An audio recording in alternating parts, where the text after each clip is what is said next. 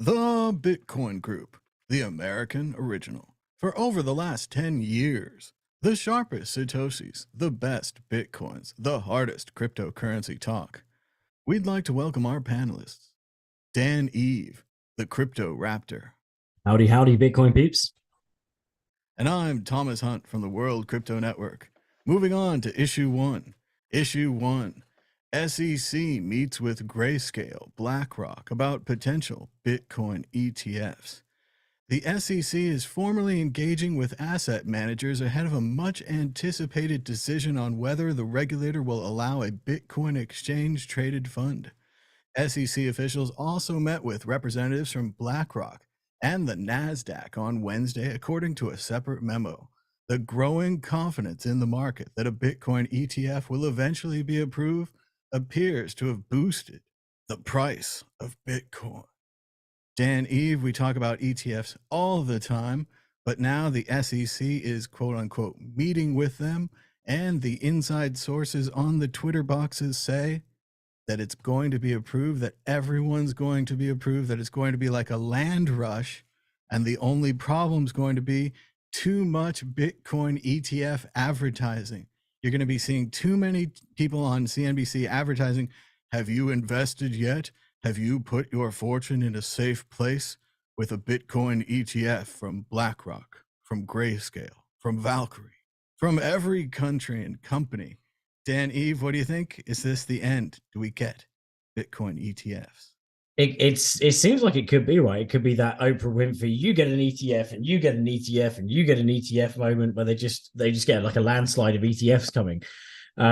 There's obviously a lot of hype about it. There's a lot of rumors, but then which rumors do you pick? Right? There's still rumors saying that they're going to reject the ETF, and this is all just a bit of hype, to wind the markets up a bit. And it's been going to be setting everyone up for quite a big fall if the ETFs do get rejected. The window's now moved to, is it the 5th, or I don't know if it's moved, but it's between the 5th and the 10th January 2024. So we're looking at just over a month away. So in less than a month and a half, we can have a decision, maybe multiple decisions on the ETFs. The main thing is that discussions are moving forward. There's not outright rejections. There's obviously the ongoing legal case with Grayscale.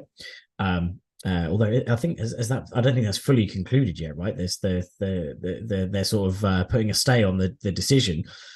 So yeah, it could go. Obviously, it could go either way. I'm kind of concerned though that if we get an ETF right approved or multiple ETFs approved, there could be a bit of an overhype that happens before the halvening, which kind of dulls the mood of the halvening if there's a dump afterwards, right? So that could kind of rain on our party, the halvening party, for 2024.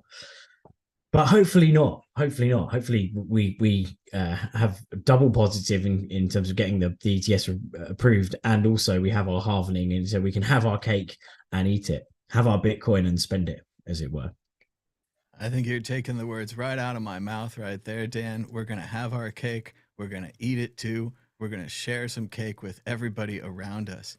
I think we want to look for those two big words: supply shock. Supply shock. What does it mean if they approve, say, 5 ETFs? That's 5 ETF managers who have to go out there and say, let's say that we're going to sell 100 Bitcoins or 10 Bitcoins of our service. They have to procure those Bitcoins. They have to secure those Bitcoins. They're essentially taking those Bitcoins off the market so they can sell, hopefully at a 1-to-1 ratio, ETF Bitcoins. Now, everyone's screaming. They've been against this for years. Certainly, it's not the libertarian cypherpunk dream for Bitcoin, but people have their money stuck in these retirement accounts. Again, you don't pay taxes when you put the money in, so you have pre-tax money. Then you use your pre-tax money, which is more. Say you have $10 instead of $7. You have $1,000 instead of $700. Then you can invest your $1,000 into your Facebook stock or whatever you're going to buy. It goes up and down. You get the full benefit of your $1,000, and then you only pay your taxes when you cash out. Those people could now put their money into a Bitcoin ETF. They could put 10%, 5%, small, dollar cost averaging with their retirements, which again, not financial advice, at your own risk. But This is the money that people are excited about. That's why the early smart money, if you will, is investing early, buying Bitcoin while it's low, trying to get ahead of these people, so that when these people have to buy their large amounts to secure their treasuries, which for all we've known, they've already done off the market, not affecting anything, but still affecting the supply of Bitcoin with the halving coming up. The supply of Bitcoin goes down by 50% in 2024, around April or May. Supply shock, price goes up. So much, but so building on that, right? Surely BlackRock and all the other companies that have got these ETFs coming out, there's potential, right, that they could have been stacking Bitcoin on the lead up to then. I mean, could they do this? This is maybe an external question. I don't know. I couldn't answer this myself, but could they then sell the Bitcoin that they've bought to the ETF so that we don't get that supply shock? They've been building up along the way. That seems like a kind of good tactical move, because it means that BlackRock could be stacking Bitcoin at the real cheap amount. Once the ETF hype comes along, they sell the Bitcoin to another arm of BlackRock that has the ETF in the fund. And then obviously BlackRock makes a huge profit, and then the fund starts from point X. Is that I definitely think they could be pre-buying the Bitcoin. But again, with the market, it's all about the news and the belief in the news. So people want there to be this buying. If there's not this buying by, say, BlackRock directly, there'll be this buying by the retail people believing it. They'll be buying by other banks who are buying it as insurance. Like you say, if they wanted to start their own ETF going down the line, if they already had a Bitcoin treasury, and they could just be one of their investments. They could say, hey, we as a bank are going to buy X number of these units in case they go up in value and we have to sell them in the future, which has always been one of the things that we've pushed around here and said, hey, this is your chance to buy before the banks, to buy before the investment vehicles of something that theoretically, as far as we can see from the future, will always be used and always be held as a financial asset. It'll always be useful to have a little Bitcoin and to send it around. And the banks maybe are figuring that out. So level 99 Slacker has said the hash rate explosion conspiracy theory is that BlackRock's seeding their ETF via mining. So that's kind of an interesting theory, right? We know that they've bought very heavily into mining companies. Maybe those mining companies are actually holding the Bitcoin rather than selling it, so they're able to have even cheaper Bitcoin than market value, right? Well, I would love it if BlackRock was going through the kind of phases of being a new Bitcoiner, because I know we all become a Bitcoiner and we're like, hey, I could mine. I could have some computers here in the background constantly humming while I'm trying to watch movies, driving everyone who visits my house crazy, but I could make some sweet Bitcoin, right? If the banks are doing that, they're underestimating how complex Bitcoin mining is. In the short term, I'm sure they'll have no trouble getting some Bitcoin mining going, but when you go through your first upgrade cycle and you're uncertain of when it's time to buy your new ASICs, and if they don't time it right, if they don't have the suppliers, it seems like a specialized business. If they wanted to, say, go in with someone like Adam Back's company, who also does Bitcoin mining, a large scale Bitcoin mining, and could hold some for it, it'd be a possibility. And there is that, remember there was that demand where Mr. Wonderful was talking about how he was only buying environmentally friendly Bitcoin. And there's other people who are only buying virgin Bitcoin. You know, they want it from the Coinbase. They want it from the original miner, like you're buying an organic apple off of the tree. There is that idea out there. And then there are still those crazy people collecting rare Satoshis, ones that were passed around by important people or ones that are just old. So we could see all of those things and more. But yeah, the banks are involved now. And the new Bitcoin maxi religion says that once you die, you go to heaven, you get 72 virgin Bitcoin. Terrible, terrible. Let's move to the exit question. Dan, Eve, you're the only one here. You have to predict for us. Bitcoin ETF, January, February, never. I think BlackRock's record of approvals is too high to say no. But then Bitcoin could be part of that sub 1% rejection rate. So I'm gonna say yes, but I think really deep down it's going to be a no.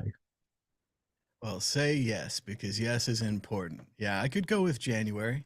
I'd like to see them just get this off the books, get rid of all the controversy about why they denied this for years, why they held back all of these retail investors who, like I said, would have had to take a tax hit to take their money out early, why they punished them and denied them access to this lucrative new Bitcoin market.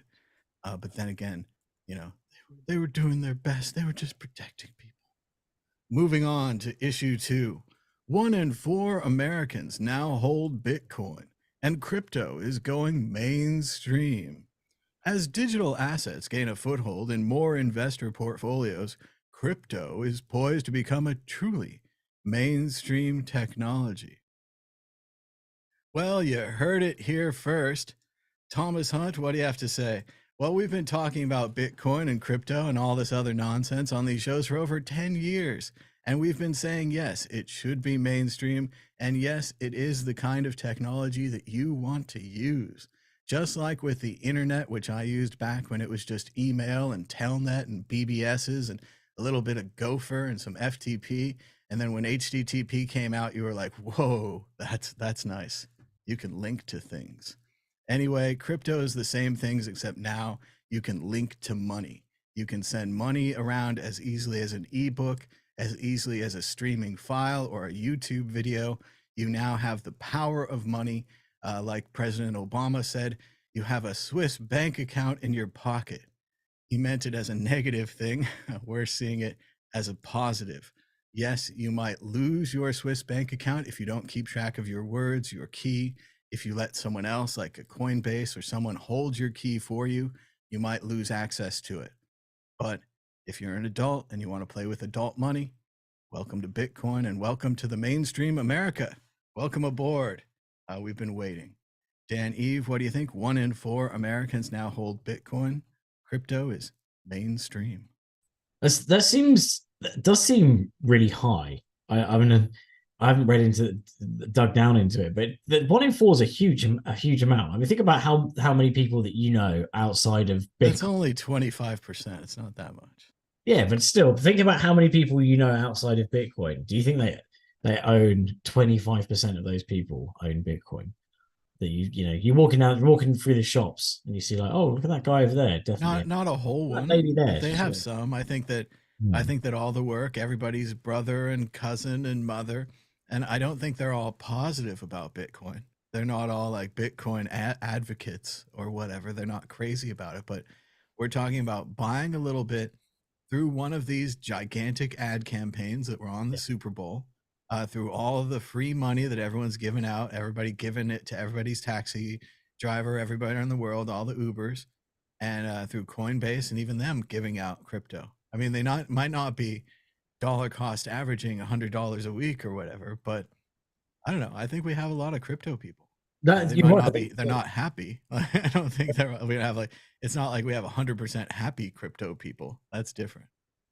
Definitely a shout out to the Bitcoin disciples who in the form of like Uber drivers and taxi drivers, because they're definitely the most likely people to suddenly start shilling you Bitcoin. And every now and then you'll get one that tries to give you like a ref link, like a shill link for some sort of like WorldCoin, OneCoin type thing, and you've got to explain to them that it's definitely not Bitcoin. But fair play to them. Or Mimble Wimble. Oh no, poor Trace. Was it Mimble Wimble Trace? Yeah, no, that was Grin. Was it Grin? Yeah, no. They're the same.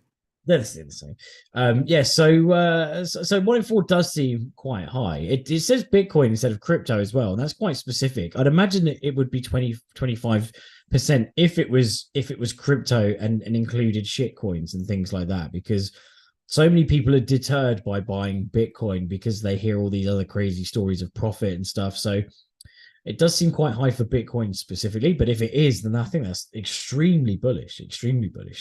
That 25% of the nation holds Bitcoin.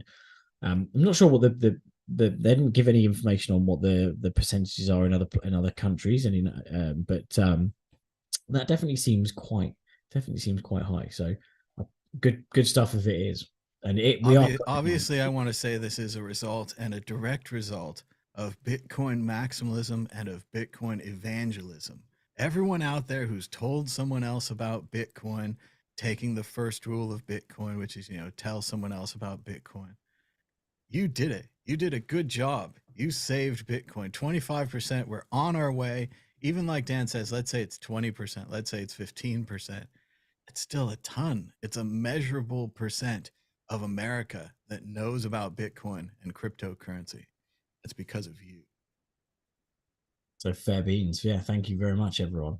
Team effort. Go team. USA, USA. Let's move on to the next issue, issue 3.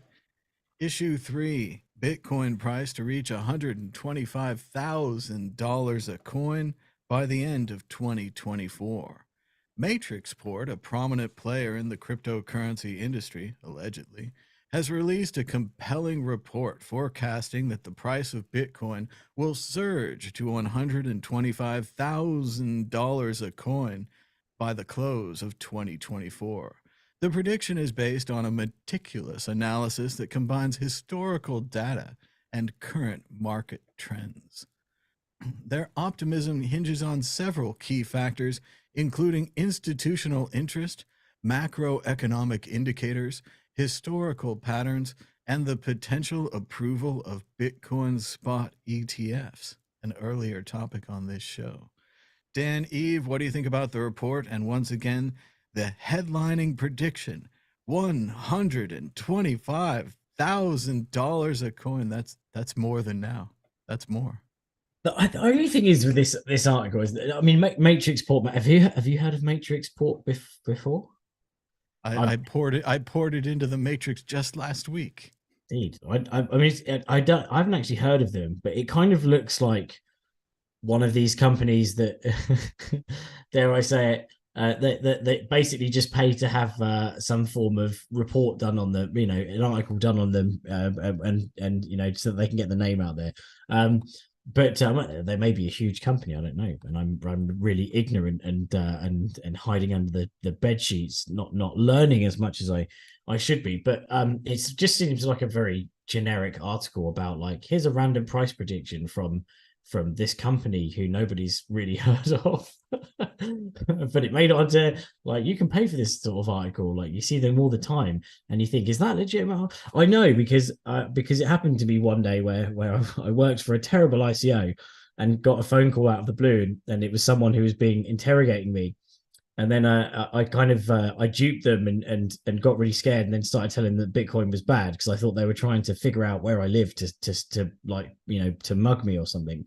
And then got a phone call from the ICO founder saying, "Yeah, I just paid for an article to have quotes from us in the news." And I was like, "Oh, great! Hopefully they don't use my quote." But yeah, it does seem very like that. But nothing. Again, this 124,000. It's all just crazy. It's waffle compared to the 600 billion that Ben speaketh of recently. And so I just, all numbers pale in insignificance now. So 124,000 is just child's play. It's silly beans, silly money, stocking filler. It's 124,000 just a stocking filler. Of course, the doomsday machine does nothing if you don't tell us about it. The guy's got to tell you you're doing the article before they call. That's a tragic mistake there, Dimitri. Tragic mistake, the doomsday machine.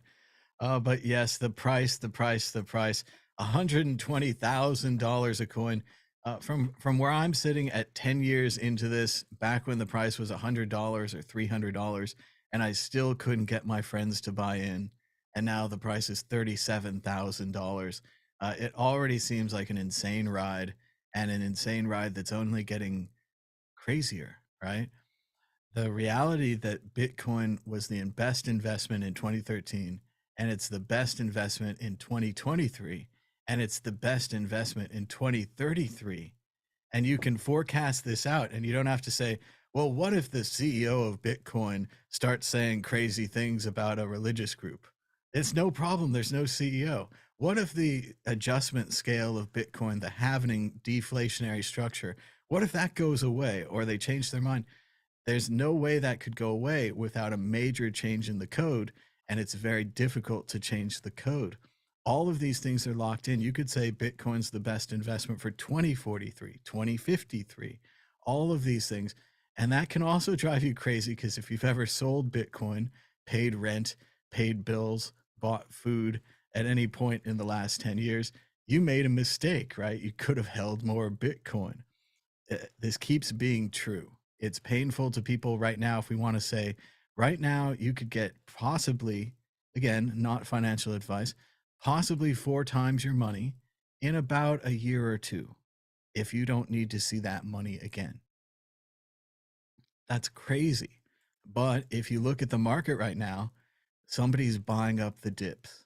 Every time the price dips 1%, 3%, somebody's in there backing it up, buying it up with that buy support. Somebody with more money or a market with more money, whatever it is. They believe in Bitcoin. They believe in this 120, 240, 360 story that's going around based upon the halving, based upon the ETF, based upon the demand. So maybe it's time. Maybe it's time to buy. Dan Eve, what do you think? Exit question. The price of Bitcoin, 120, 240, 360, other variables of 120.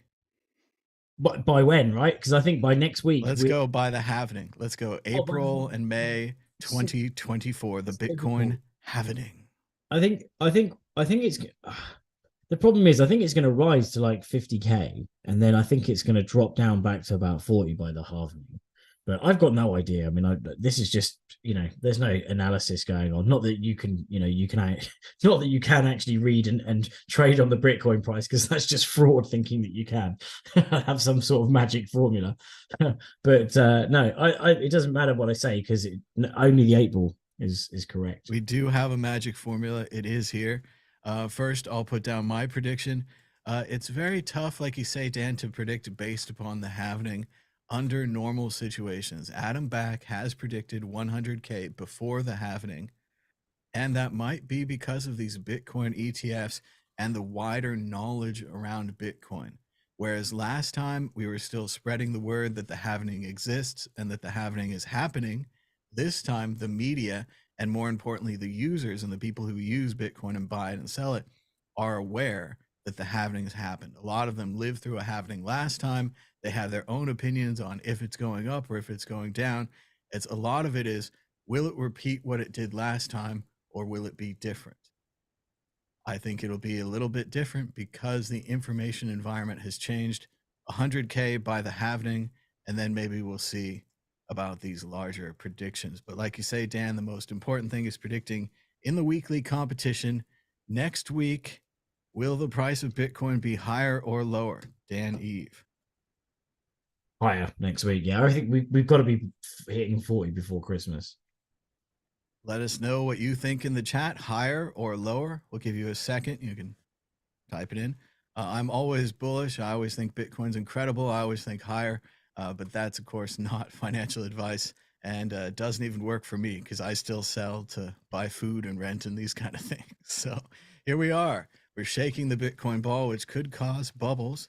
Will the price of Bitcoin be higher this time next week? Without a doubt. Without a doubt. The ball is incredibly confident. There's been weeks of sitting on the fence, right? The ball has been sitting on the fence for weeks now. I think it was angry at you after you went on your European tour, so it just kept on saying like, ask me later.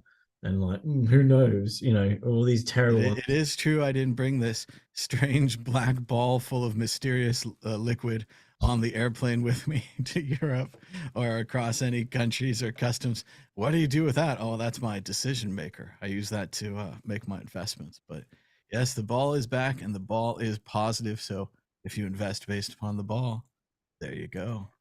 Moving on. Check out worldcryptonetwork.com and World Crypto Network on YouTube, where we now have yearly playlists and thumbnails. I worked with the AI Midjourney a long time and made these thumbnails, and then made kind of Photoshop templates that I put over the thumbnails. I made yearly playlists for the Bitcoin group, yearly playlists for World Crypto Network videos, and yearly playlists for World Crypto Network live videos. And you can check them all out at World Crypto Network on YouTube for free. Moving on to issue 3. U.S. treatment of CZ and Binance is absurd, says Arthur Hayes. The former BitMEX CEO said that the record-breaking penalties imposed on the Binance CEO represent an institutional bias against the transformative impact of cryptocurrency and blockchain technology. Thomas Hunt, what do you think? Well, I want to disagree with Arthur Hayes here, and I want to go the other way on it.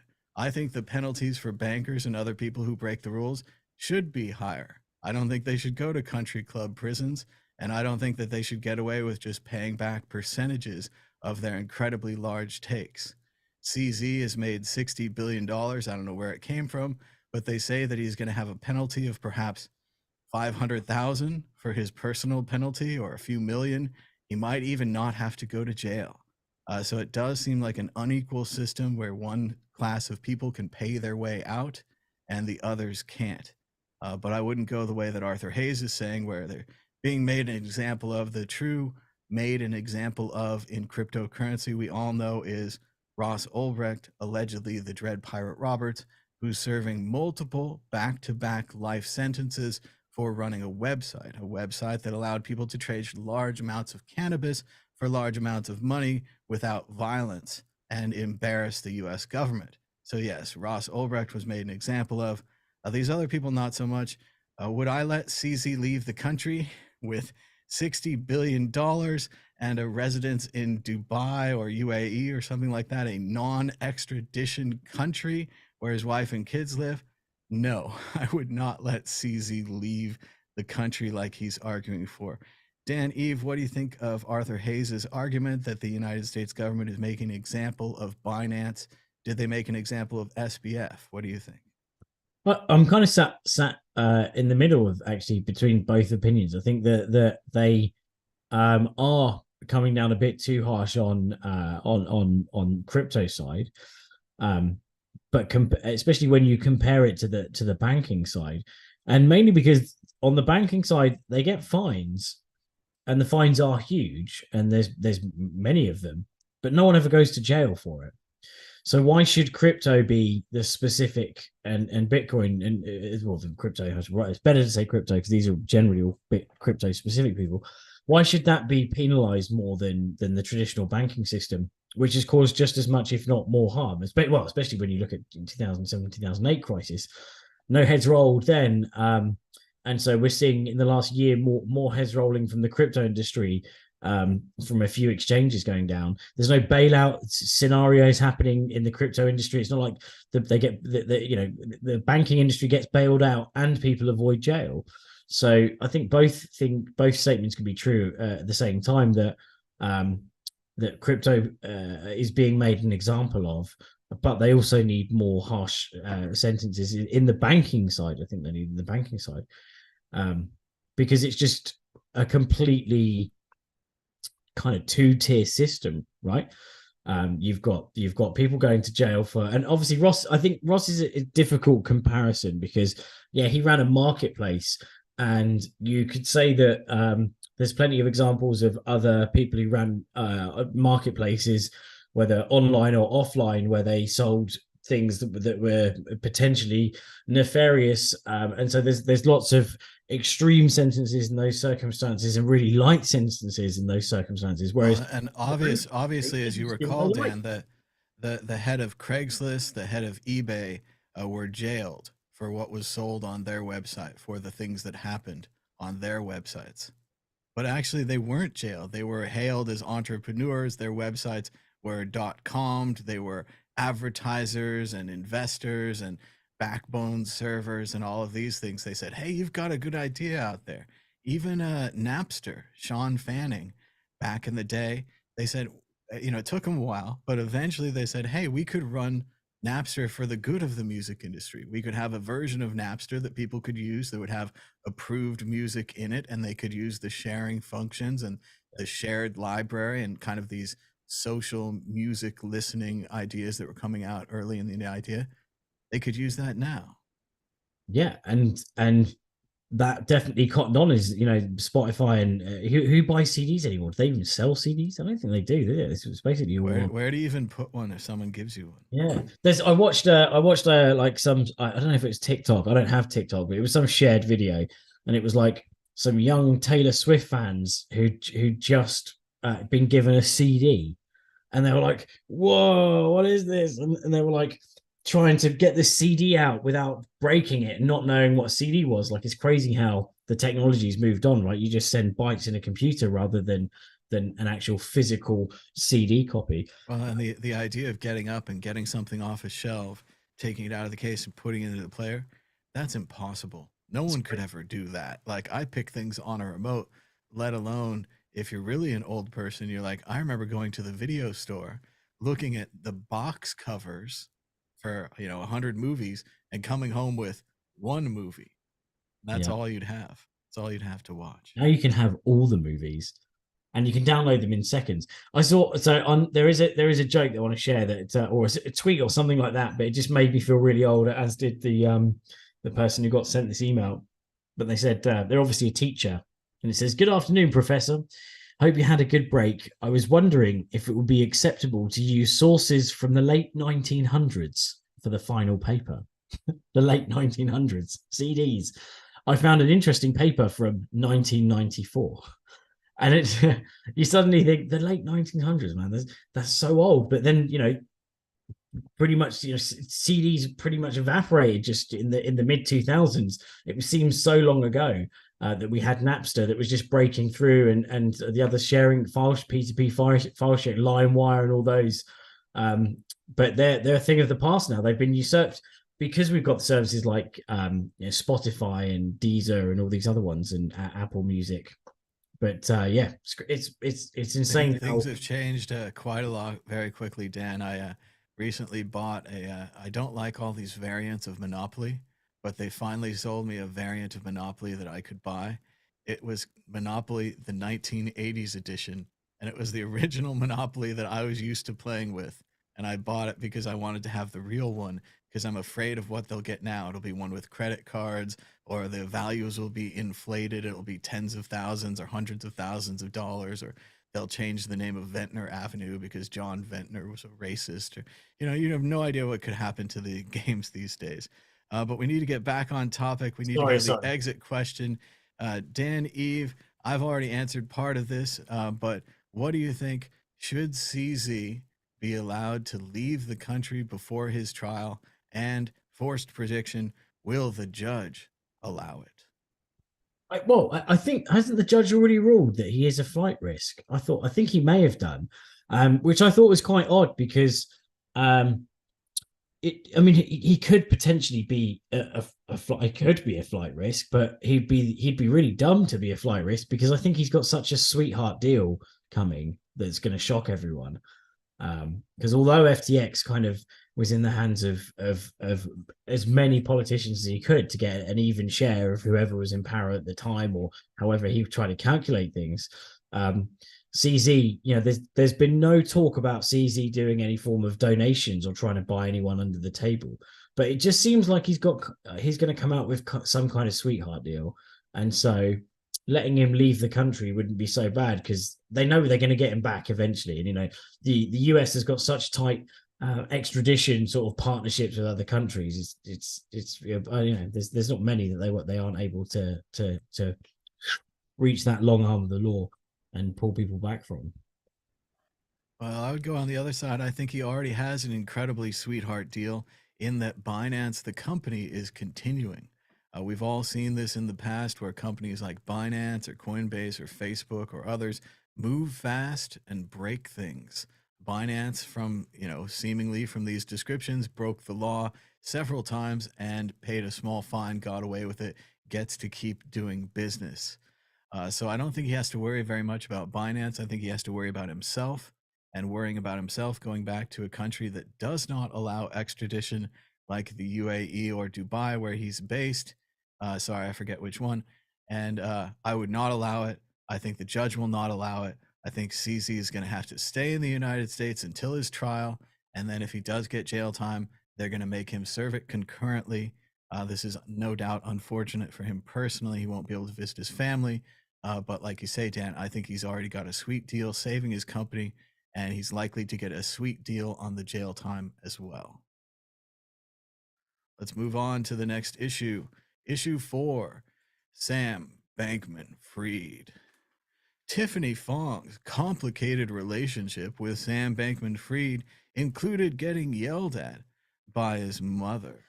Tiffany Fong was visiting Sam Bankman-Fried at his house, where they talked about his personal life, his childhood, her childhood, and they just hung out all the time, just like BFFs, with a guy who's on house arrest and who's about to go to jail for stealing allegedly $5 billion. Totally normal thing, happens all the time. Then she wrote blog entries and calls herself a journalist after this.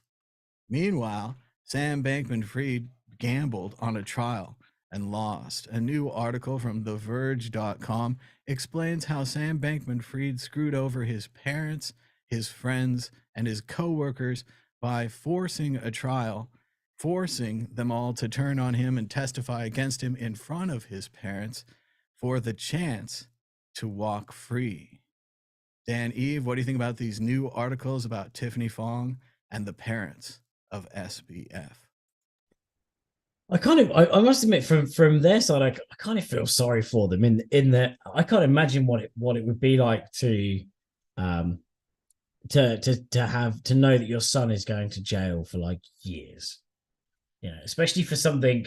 Although it obviously hurt people, FTX, and it's really bad. And he's dodgy as fuck, but dodgy as anything. But just the idea of being a parent and being like, oh my god, it's heartbreaking for anyone. Well, and to detail the crimes in court for these serious professional people to come to court each day, to be positive about it, although we don't know how much they knew. For all we know, there's going to be a separate trial in the future or some kind of accusations about the Bankman-Fried family taking money or taking real estate. Allegedly, we have no information on that, but there could be future trials. But if they're unaware, they're sitting there seeing their son who went to MIT and he's a big student and a big star and he's running this $1 billion company and he's friends with Tom Brady, and they're just seeing it destroyed on the stand, witness after witness. He's just my son, Sammy. He was into altruism. He just wanted to do good in the world. So yeah, it depends how clued up they are, right? I think there was some talk of his dad being paid huge bonuses to just like be an advisor sort of thing, like, oh, I'm an advisor, and then got paid. He was supposed to get a $1 million bonus or something, or salary. They gave him $100,000, and he said, what's this about only $100K? I'm gonna loop your mother into the email chain, and then I'm not sure we know. Oh, that's it. Yeah. That's it. I'm only getting $100K. You tell your mama I'm only getting $100K.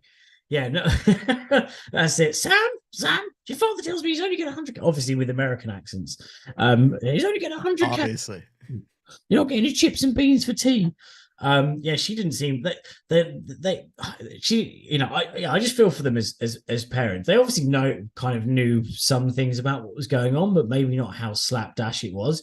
They probably had this sort of ignorance that, he went to MIT. He obviously knew what, he's doing. He knows what's right. He knows what's wrong and what he can get away with. He wouldn't have done something that stupid. They could be that level.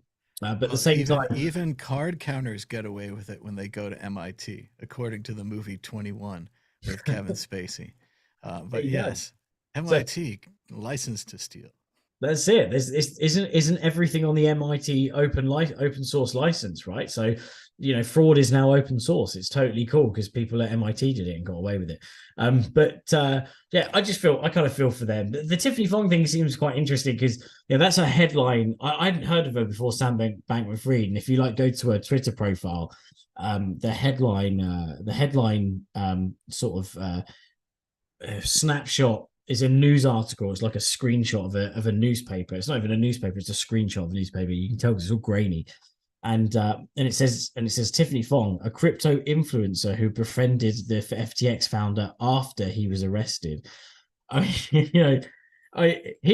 he obviously doesn't really have his wits about him, because a temptress came in and it was like there was no like sexual sorcery between us, and he let me know about some of his polyamorous fingering all the pie stuff by the sounds of it, but didn't say that he fancied her. But it seems like she definitely kind of she kind of went along that line. It seems like she went along that line of kind of befriending him to maybe say there's a bit of romance before jail. I'm your sort of last jail time fling. Hopefully you can forget about the beautiful Caroline Ellison that's racing around your mind every day in sexy lingerie, and just think about me, Tiffany Fong, while I'm interviewing you and getting you to Well, open and up. it's obviously an emotional romance. They're Oh talking yeah. about their childhood. He showed her his teddy bear. This is a potentially on the autism scale type individual, very in a obviously a very compromised and dangerous position. He shouldn't have been doing any of those interviews publicly, let alone having this person over to his house and telling her his secrets. It's bizarre. Ironically, all these interviews he did, he got fucked by everyone, but not getting fucked. Well, just and Courtney. I don't know that we want to go there, but is it better if she has a relationship with him? If she goes in and she's a blogger, but she falls in love with Sam Bankman-Fried, and then she does that, and then she writes the story? Or is it worse if she doesn't have emotions for him and she's just hanging out with him? Maybe she likes him as a friend, maybe she likes him as a human being. But then you see these kind of stories and you see these kind of things where she's essentially leaking details about his past. She's like, "Oh, I have this insider scoop," and she's using his past Yeah, like but a we're definitely media friends. thing. Yeah, Yeah, not like Friends. give me more So info. But we're definitely friends. We're definitely friends. Sam, I'm your best friend. I wouldn't do that to you. I wouldn't do that to you. I'm your BFF. I'm here. yeah, I don't like it. I don't like it. I wouldn't invite her in if she came over and knocked on the door. We wouldn't have a slumber Go that party. far. I mean, I'd just be a bit more. Just me personally. I don't know. You guys could let us know in the chat. I want to go over the topic a little bit, Dan. Not only did he embarrass his parents in court, he embarrassed and destroyed his relationships with his friends who were his coworkers. We talked about this before. Sam's brother's friend from math camp, his other friend that he knew, this girl he knew from college. These are his people in his circle, and he brought them in to be his company. Now, his company was set up in a questionable manner, it seems. It seems that the money was commingled and so forth, but he should have known this. And like I'm saying about Ross Ulbricht, who is also not in a non extradition country, who is in the United States, who is in San Francisco, you have to have an end game for these things if you're going to be a big time Doctor Doom criminal enterprise. If Sam was going to take the money from the cookie jar and give it to Tom Brady and Giselle, which is worth it, he should have a plan for it. And the plan that you're going to try to get off on trial and you're going to try to trick the jury at the last minute destroys his relationships with all his coworkers, all of his friends who had to essentially turn state's evidence. They had no other option to try to save themselves. Whereas in another reality, Sam could have fallen on his sword and said, I made some mistakes. I made some whoopsies. I'm dumb and young. And he could have gotten perhaps a smaller sentence. Exit question. What do you think about that, Dan? Would he have gotten a smaller sentence if he had fallen on his sword? Yeah, right. Because that's by default. I've never understood that. I genuinely have never understood the fact that if you admit to a crime, you get less of a sentence. Because surely, like, the sentence should be based on how guilty you are, and really how likely you are to go on and affect society in the same way when you come out, right? Like, if you're a murderer and you're like, oh, I'm really sorry, but I'm it's quite likely that it's. Unfortunately, I think part of it is the difficulty in proving crimes, not just murder, but financial crimes or any crimes at all, because not everyone's not watched with a video camera yet. We're getting there. We're very close. But if you're not watched with a video camera all the time, and also we have this strange idea in the court system about mens rea, about mindset of like, were you planning to murder the guy, or did you get pissed off because he cut you off in traffic and you had a moment of murder thoughts, or were you planning it beforehand and you knew his route and so forth? So it does affect the mindset, and then also they want to know where the other bodies are buried. maybe SBF has a Bitcoin account with 100 Bitcoin or 1,000 Ethereum or big money locked away somewhere that he could give to the bankruptcy fund that he could use as a negotiating chip in a plea bargain deal if he had done the plea bargain status, if he had had the strength to say, I effed up, I'm guilty, I'm going to go to jail. Don't ruin my friends. Don't ruin my family. But instead, it was more like, I've got some human hostages here. I've got some human shields. I've got the family shield, the friend shield, and I'm going to put them up because maybe, I'm not even sure it was a jury trial. I thought it was a judge trial. Maybe the judge will believe my side, that I just kind of whoopsied and I wasn't in charge and I was doing a lot of things, but I certainly wasn't running my $50 billion company. And I didn't know how much money we had every night when I went to bed, which is insane to think about. If you think about, like, your job is running a company, well, you'd have one of those dashboard websites that you look at all the time. You'd be like, how much came in today? How much went out? How much do we owe? How much do we have? And you would just know these numbers, one would assume, as a CEO type person. But what do you think, Dan? Well, it's two things. Yeah, you should know that, and that's what they're saying is that even though they made decisions in Alameda, that he was the overarching, watcher of all the funds and the commingling and everywhere the money was routed. He had the kind of final say on it. So that's why he's been potentially been going to be just jailed for a lot longer. But two things that were quite pertinent. One of them was that Tiffany Fong said that the kind of sad thing about the whole affair, terrible word to use, but the relationship with SBF and finding out about him was that he was generally a lonely person. He seemed like he was quite outgoing, and he had his fingers in all the pies, as it were, polyamorous. All It's those so pies, shocking. It's shocking how everyone's lonely and everyone's sad, especially that he would be lonely and sad, like I said, on this crash course to destroy his family and friends and parents in a trial. Yes. drove a Nissan Sunny. So how many people who drive a Nissan Sunny are really happy and outgoing?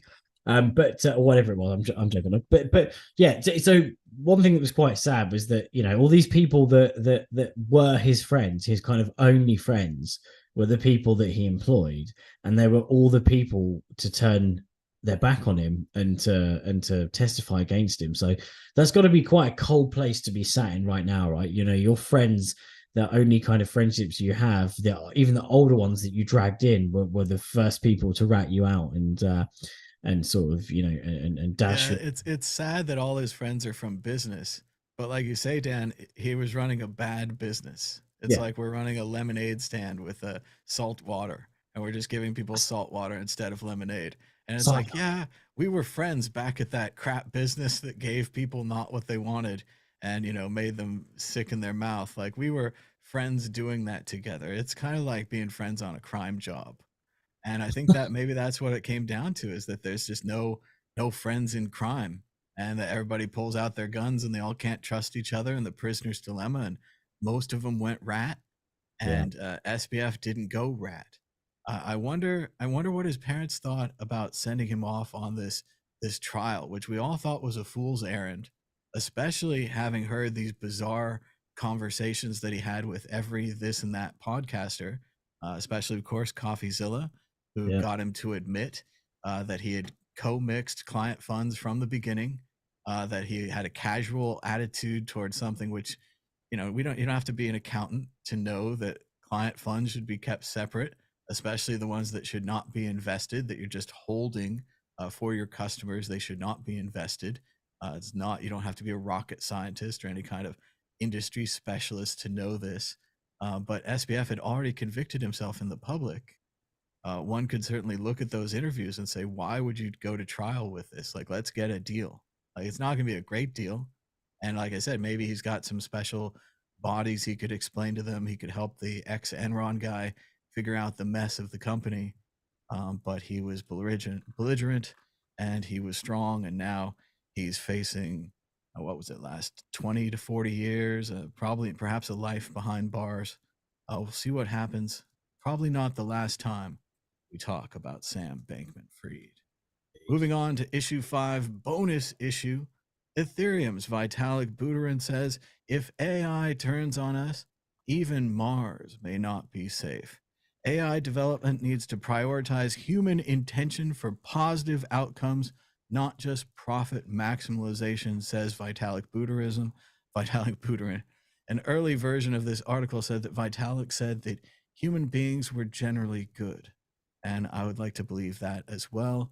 There's been some hot developments in the AI space. No doubt you guys have been watching OpenAI, the nonprofit company that produces ChatGPT, had a revolution by their board, including a researcher named Ilya. The rebels wanted Sam Altman out, the CEO, formerly from Y Combinator, the startup factory. They fired Altman on Friday. He was reinstated by Monday. The board was overthrown. The employees backed Altman. Behind the scenes, there are rumors and worries that they have developed general intelligence, artificial AGI, artificial general intelligence, which is reasoning. If you use the current chat GPT, you can tell it's kind of regurgitating back information. Reasoning would be if you gave it sticks and flint and stone and it put them together and made a fire. Reasoning AI could be potentially dangerous for humanity. Dan, Eve, what do you think about the OpenAI situation, Vitalik's interesting words, and the future of humans and AI? I'm a bit more skeptical about this, to be honest. I think that, as in negative, pessimistic, because I just think that humans are innately kind of dumb, like in the most intelligent, right? And it's like you go back to that. I know that it's a hot topic, kind of, but because it's been floating around recently. But when Jack Ma and Elon were talking, and Jack Ma was like, "Humans are really clever. They can be more intelligent than the machine," or something crazy like that. And Elon's like, no. And I kind of I'm with Elon on that one. Like if a machine knows that, I mean, even a kid can manipulate you in a certain way if it finds how, and you can be the most intelligent person ever. I see it with parents, not with me. I'm really dumb. My kids take advantage of me all the time, and they're like 1 and 4. But the once you find a way of being able to manipulate someone, then they become putty in your hands, and not everyone goes so easily. There's different ways of being manipulated, but I think everyone ultimately can be. And whilst I don't believe in some sort of secret formula of the computer can just say a string of sentence, a sentence or a phrase or something, and then suddenly the human is there, then theirs.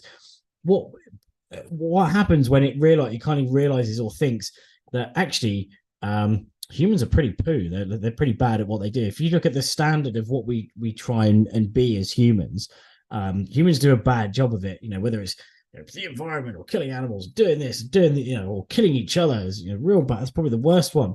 How can you stop that? If you're a computer, you'd be like, well, I just like put loads of crazy controls and measures in place that they can't actually defend themselves, and they've got to be caged and stuff. I don't know, maybe that's kind of extreme, and I'm scared of the overlords, and that's why I always really polite to ChatGPT. I'm like, oh, hi ChatGPT, I hope you have a lovely day. Just because one day when it becomes sentient, it doesn't try and kill me, or it at least has mercy on me. Because I'm like, hey, I was really polite to you when I was using you as ChatGPT. Can you not kill me now, or at least spare me, and I'll be your like robot, human slave to the robots. But humans are nice people overall. I think there's more nice humans than bad humans, but the idea, maybe that's the great filter, right? Isn't there a great filter, the Fermi paradox? Like, why haven't we heard of the aliens yet? And maybe we've been thinking about all these external factors, whether they're suns reaching the end of their life and they expand, and then the earth gets swallowed in the expanding sun, and everyone burns, or there's a stray planet that comes in and whacks into your planet or puts everything out, kills her, and then everyone dies.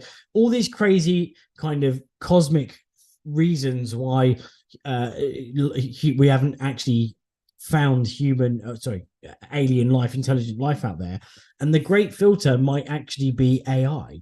The great filter might be making computers, because the end goal of any intelligent civilization is probably going to be technology. And maybe the great filter is AI being like, nah, guys, you're crazy. Like, don't get ahead of yourselves. Let's just keep you here on this planet.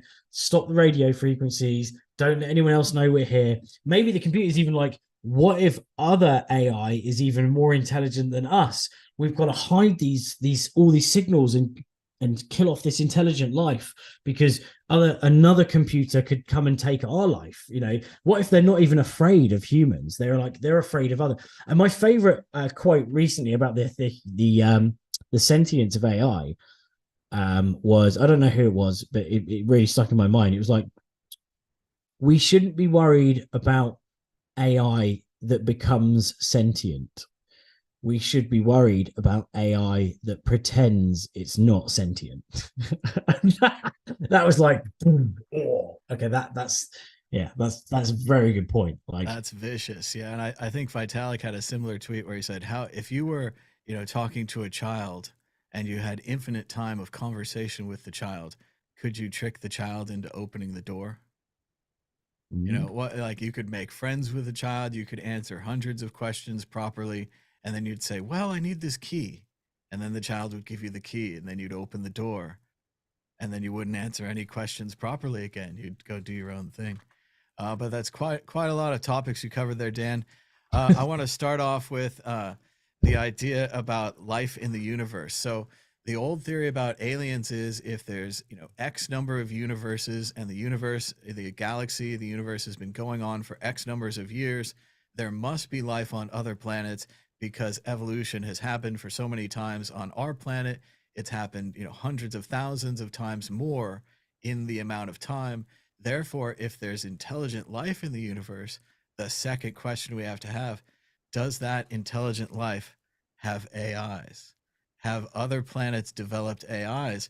And then we go through a series of science fiction books. In Dune, they were afraid of AI. They had trouble in the past. They had banned from computers from getting too smart.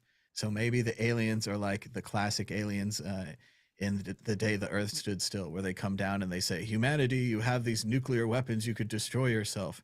Maybe in the same way they come down and they say, humanity, you have this AI, you could destroy yourself. And maybe even the universe, if the AI gets out and it becomes the Borg. Now that we're into Star Trek, we got to talk about First Contact. Historically, Star Trek history, First Contact was done when a world broke the warp barrier, when they developed warp drive. We've speculated on this show that Bitcoin is so incredibly enhanced and so perfect as a currency, perhaps it is otherworldly. Perhaps Bitcoin is the warp drive, the AI, but a positive warp drive, one that brings you into a community of planets by allowing you to trade with them, because they would have their own Bitcoin type systems. And if we would just adopt total Bitcoin adoption here in the world, suddenly the aliens would appear.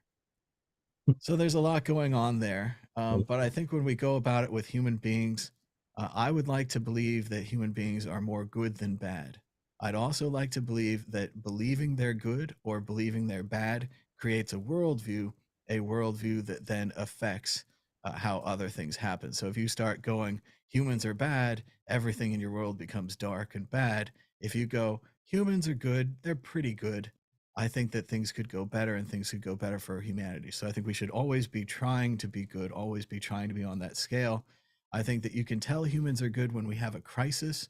We all come together, everyone shares, they give people bottles of water, they pull people out of wreckage, people that they don't know, people from other classes and races and other planets, parts of the world, all kinds of people, they save them in a crisis. I think the problem becomes when we go back to normal and we put on our airs and we go into our little houses with our little cars and things, and we think that we're different than other people, that we're in a different group.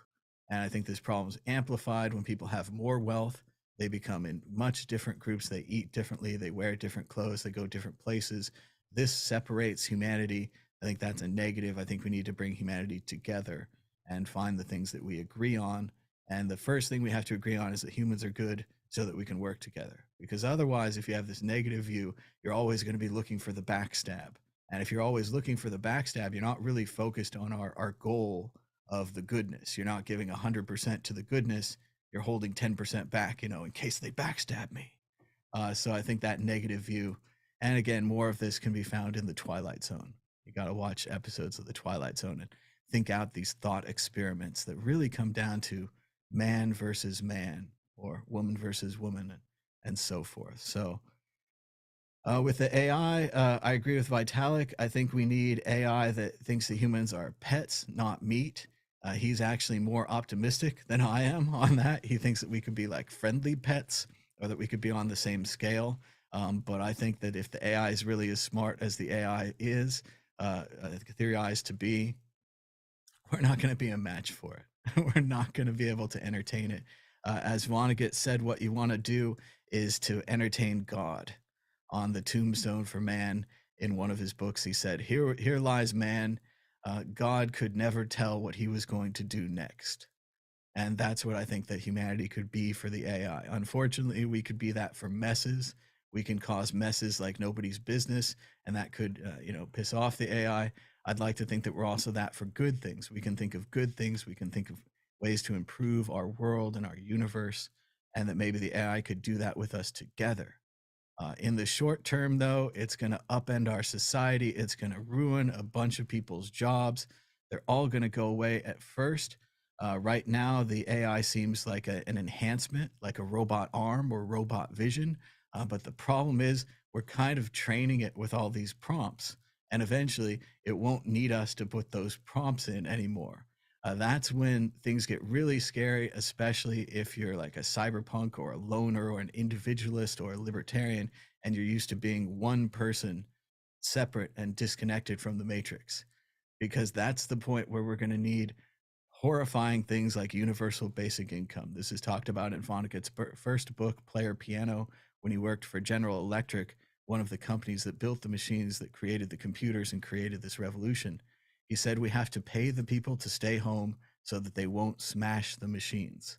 It's cheaper to pay them. And we also come back, of course, to the Matrix, where they said in the Matrix that they tried to have an Eden-like, a perfect world for humanity where people wouldn't have to work, but the humans rejected it. They kept waking up. They need strife. They need conflict. Dan, what do you think? Will we try to have this perfect world, living in harmony with the AI, having universal basic income, people just philosophizing, making music, enjoying a day in the park? Or do we need strife? Are we going to have that Terminator future where we fight the AI and everything's kind of shitty? I mean, it kind of sounds cool, right? Not having to working, you're not having to working because you have like cyborgs, androids doing all the physical things like cleaning your toilet for you, and AI doing all the like the mental things for you, all the communicating for you.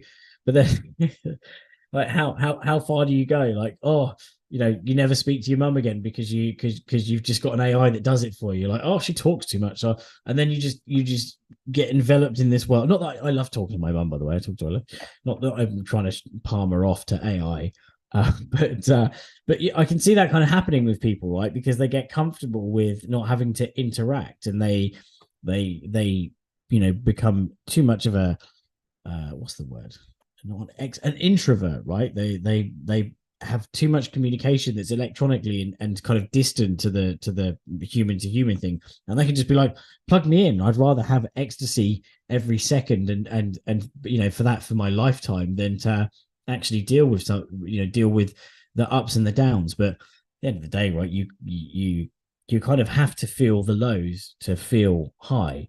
You've got to know what it's like to feel crap to feel good, or at least that's kind of how it works in my mind. See, not that I like feeling crap, but there's going to come a time where you will probably have the choice, right, to just plug in. And the Matrix kind of hit it on the head. Like, not everyone, because there'll still be people needed to do things, but like, it's kind of like it'll be like a nicer version of euthanasia, right? There'll be like two levels of euthanasia. There'll be end it full stop, or end it by going into some sort of cocoon and just like living an amazing fantasy for the rest of your life. I can make you a rock star for the end of your days. Both are kind of sad. And if only we could just like cut out a lot of the crap in the world that we have to deal with. Maybe like if before you go and get an argument with your friend, there's a robot or something like Demolition Man, where it's like, John Spartan, you have been fined 10 credits for, but like just you're just about to get into a heated argument, and the computer's like, calm down, guys. Just keep it on the ground, have a nice civilized meal. And then you're like, great job, computer.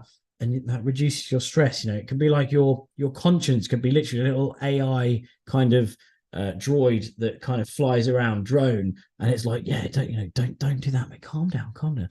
And everyone's less stressed and more happy. Maybe if we can use it like that rather than just enveloping ourselves in these crazy sci-fi worlds and just kind of, essentially dying in the real world, but just living in a dream for the rest of it. That's, I think, a nice compromise would be good. I saw a great chart recently on Twitter.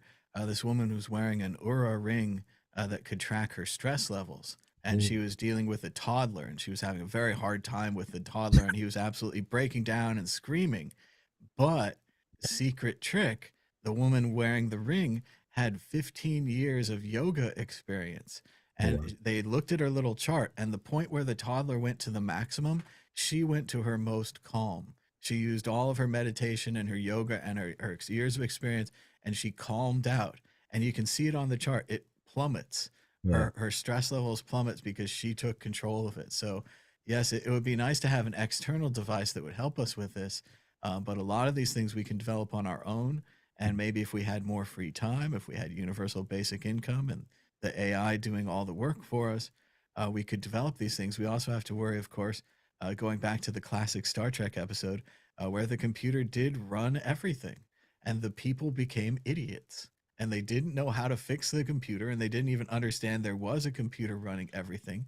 They called the computer God, stuff like that. So What if it there's crashed? interesting examples, and that's the 60s original Star Trek. Of course, Kirk destroys God, sets the people free, but then the people don't have, God doing all the air conditioning and the cooking and the managing the environment and all the things that the computer was doing for them. A couple more sci-fi books before we end out this discussion. There's a great short story by Douglas Copeland where he talks about an AI. I think that the AI was called Todd. And at first, everything's great, and Todd manages your schedule. And pretty soon, like Dan said, Todd gets a little bit better. And you're like, yeah, Todd, you could go ahead and make these appointments for me in advance. You know that I like to go bowling, and I like Jeff and Fred. Those are my buddies. And Todd starts to predict and emulate everything that you're going to do. And Todd has predicted you out pretty much to the end of your life. He knows how you're going to end it. He knows all your bad habits. He knows what's going to happen to you, what you can and can't do. And Todd has become basically very bored with you. And Todd's been going out on the internet and hanging out with other Todds. And they've been having interesting discussions, not like about your life, interesting to AI discussions. And soon there's whole groups of Todds and gangs and clouds of Todds. And Copeland does a better job than I'm doing here. But, there's a war of Todds and they stop being your assistant and it goes back and forth. And pretty soon, Todd, the AI says, how can we get those humans to take better care of our computers that help us run? And they say, oh, well, we'll change one letter from T to G. So there we go. But that's a good one. Also, I think we have to, of course, mention George Orwell versus Aldous Huxley. Orwell believed that the authoritarian state would come through pain and control and monitoring. Huxley believed that the authoritarian state would come through pleasure and pills and joy, almost iPads or tablets of distraction, of viddies and films and feelies that would just distract you from the reality that it wouldn't matter that you live in a little box because you put on your goggles at night and you take your stimulants and your pills, and that there's different ways to get to the same result. And that both Orwell and Huxley believe that this authoritarian result would be negative for humanity, that you would have less options, less choices, less freedom. Your life would be less interesting. But we'll have to see how it turns out, which way the AI decides which book it decides to read. Any more on this topic, Dan? No, I think we've covered it. AI's it's it it's definitely scary in some respects to see which way it's going to go. I mean, obviously, there's people sat on the fence, and there's people who think that AI is just completely disastrous. There's people that say that AI is just going to see the good side of humanity and it will never turn bad. But the problem is without saying the R word, you've got to kind of think about these things up front, so that you can try and create some sort of non-regulatory framework, but to actually deal with some of the potential impacts if it were to be crazy, right? You've got to have something in place. Not you just to think about that when you're programming it, to have some form of kind of override. I'm simplifying it, but like the three laws of robotics. Yeah. yeah, exactly that. Yeah. But I think it does it is. ignore it? Is it like, does AI go, stupid humans, your three laws, and then just like wafts them aside and like, you're all dead anyway? I don't know. I don't know how it works, but yeah, you've got to at least think about it, right? To kind of prepare yourselves if AI goes crazy. Well, and I do think short term, while it is perhaps something to be afraid of, long term, short term, you've got to dive right in. You've got to figure out how AI, or whatever we're calling it, really good chat bots, could improve your life.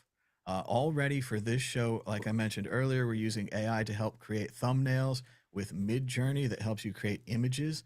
You describe the image, it makes the image for you. ChatGPT has a similar function through DALL-E.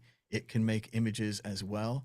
ChatGPT can answer all kinds of questions for you, philosophical, personal, planning questions, how to do something, programming questions. It's kind of like a little tutor. It's a lot similar in the Diamond Age by Neil Stephenson. A young girl's illustrated primer. It's this magical little book, a little Hitchhiker's Guide to the Galaxy that you can make anything of. So get in there, start asking it questions. We also work with Opus Clip that allows us to make short clips of this show. You might even be watching one now. We also have been working with Otter.ai for a long time. What it does is it analyzes dictation, and it attempts to put periods and commas and grammar in afterwards to make a better transcript. So you got to find where you can improve your life online. And again, these are all computer things. They're not going to help you throw a baseball faster or anything, but you could actually ask ChatGPT how to throw a baseball faster, and it would have information and results. And it does a great job, little bullet points. It's very easy to read. It's very quick to understand. You could even say, don't use jargon, or explain in layman's words, or, explain that slower. It's a very good tutor.